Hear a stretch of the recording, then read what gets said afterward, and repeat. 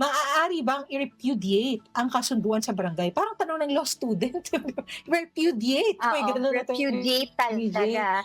Ang ibig niyang sabihin Oo, na repudiate, puwede bang talikuran kung ano yung napag-usapan sa barangay. Kunwari, halimbawa, napagkasundo. meron na kayong nagpagkasunduan, tapos, hindi mo Nagbago sinunod, isip ayun, mo. nag-repudiate ka. Oo, ayan, puwede bang i-repudiate? Oo, Aba, ang tingin ko dito, oo. Attorney M, kailangan mong bumalik sa barangay at pag-usapan yung ulit para magkaroon kayo ng Yes, panibagong oo. kasunduan. Oo, Yes. ayan.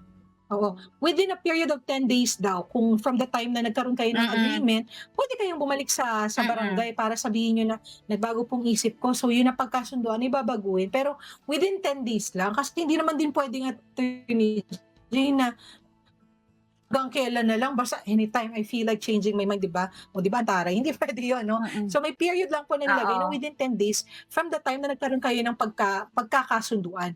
'Yun lamang po yung period na puwedeng mm, i-repudiate o magbago ang isip niyo or baguhin niyo ng pagkasunduan at 'yun nga kagaya ng sinabi ni Attorney Jay, hindi puwedeng kayong dalawa lang 'no. Balik mm. kayo sa barangay para maging malinaw din po na 'yun po yung naging, siguro bagong terms of agreement niyo at ma-notify din po yung barangay officials.